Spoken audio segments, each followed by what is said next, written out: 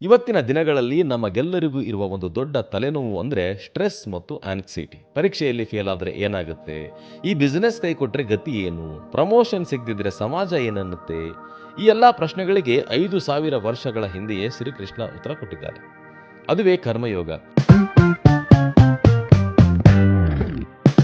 ಅರ್ಜುನ ಕೃಷ್ಣನಿಗೆ ಕೇಳ್ತಾನೆ, ಕೃಷ್ಣ ನೀನು ಜ್ಞಾನವೇ ಶ್ರೇಷ್ಠ ಅಂತ್ಯ, ಮತ್ತೆ ನನ್ನನ್ನ ಯಾಕೆ ಈ ಕಠಿಣವಾದ ಯುದ್ಧ ಮಾಡುವಂತ ದೂಡ್ತಾ ಇದೀಯ? ಸುಮ್ಮನೆ ಕಾಡಿಗೆ ಹೋಗಿ ಧ್ಯಾನ ಮಾಡೋದು ಸುಲಭ ಅಲ್ವೇ ಅಂತ. ಇದು ನಮ್ಮೆಲ್ಲರ ಕತೆ ಅಲ್ವಾ? ಕೆಲಸದ ಒತ್ತಡ ಹೆಚ್ಚಾದಾಗ ನಾವು ಎಲ್ಲ ಬಿಟ್ಟು ಎಲ್ಗಾದ್ರೂ ದೂರ ಓಡಿ ಹೋಗೋಣ ಅಂದ್ಕೊಳ್ತೀವಿ. ಆದರೆ ಕೃಷ್ಣ ಹೇಳೋದು ಬೇರೆನೆ. ಕೃಷ್ಣ ನಗ್ತಾ ಹೇಳ್ತಾನೆ, ಅರ್ಜುನ, ಈ ಪ್ರಪಂಚದಲ್ಲಿ ಯಾರೂ ಒಂದು ಕ್ಷಣ ಕೂಡ ಕೆಲಸ ಮಾಡದೆ ಇರೋದಕ್ಕೆ ಸಾಧ್ಯ ಇಲ್ಲ. ಉಸಿರಾಡೋದು ಕೂಡ ಒಂದು ಕೆಲಸವೇ. ಹಾಗಾಗಿ ಕೆಲಸ ಬಿಡುವುದಲ್ಲ, ಕೆಲಸ ಮಾಡುವ ರೀತಿಯನ್ನ ಬದಲಾಯಿಸುವಂತ. ಕೃಷ್ಣ 3 ಸುಲಭ ಸೂತ್ರಗಳನ್ನ ಕೊಡ್ತಾನೆ. ಅದೇನಂದ್ರೆ, ಫಲದ ಮೇಲಿನ ವ್ಯಾಮೋಹ ಅನ್ನೋ ಬಿಡಿ ಅಂತ.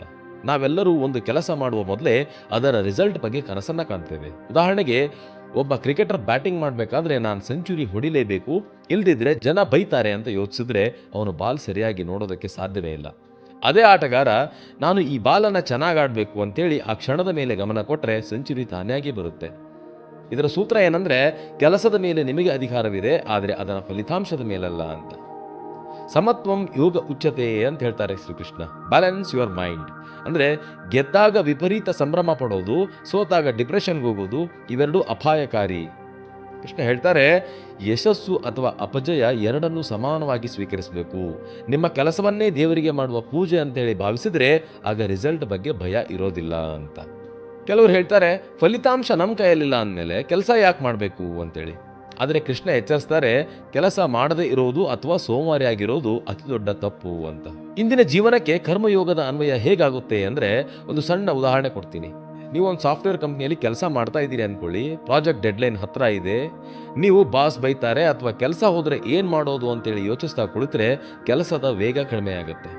ಅದೇ ಜಾಗದಲ್ಲಿ ಕರ್ಮಯೋಗಿ ಏನು ಮಾಡ್ತಾನೆ ಅಂದರೆ, ತನ್ನ ಪೂರ್ಣ ಕೌಶಲವನ್ನು ಬಳಸಿ ಕೋಡಿಂಗ್ ಮಾಡ್ತಾನೆ. ಫಲಿತಾಂಶ ಏನೇ ಬರಲಿ, ನಾನು ನನ್ನ 100% ಪ್ರಯತ್ನ ಮಾಡಿದ್ದೇನೆ ಅಂತೇಳಿ ತೃಪ್ತಿ ಹೊಂದ್ತಾನೆ. ಹೀಗೆ ಮಾಡಿದಾಗ ಒತ್ತಡ ಮಾಯವಾಗಿ ಕೆಲಸದ ಗುಣಮಟ್ಟ ಹೆಚ್ಚಾಗುತ್ತೆ. ಸ್ನೇಹಿತರೆ, ಭಗವದ್ಗೀತೆಯ ಕರ್ಮಯೋಗ ಅಂದ್ರೆ ಸನ್ಯಾಸಿ ಆಗೋದಲ್ಲ, ನಿಮ್ಮ ಕ್ಷೇತ್ರದಲ್ಲಿ ಎಕ್ಸ್ಪರ್ಟ್ ಆಗೋದು. ಆದರೆ ಆ ಎಕ್ಸ್ಪರ್ಟ್ ಆಗೋ ಹಾದಿಯಲ್ಲಿ ನಿಮ್ಮ ಮನಸ್ಸನ್ನ ಶಾಂತವಾಗಿಟ್ಕೊಳ್ಳೋದು.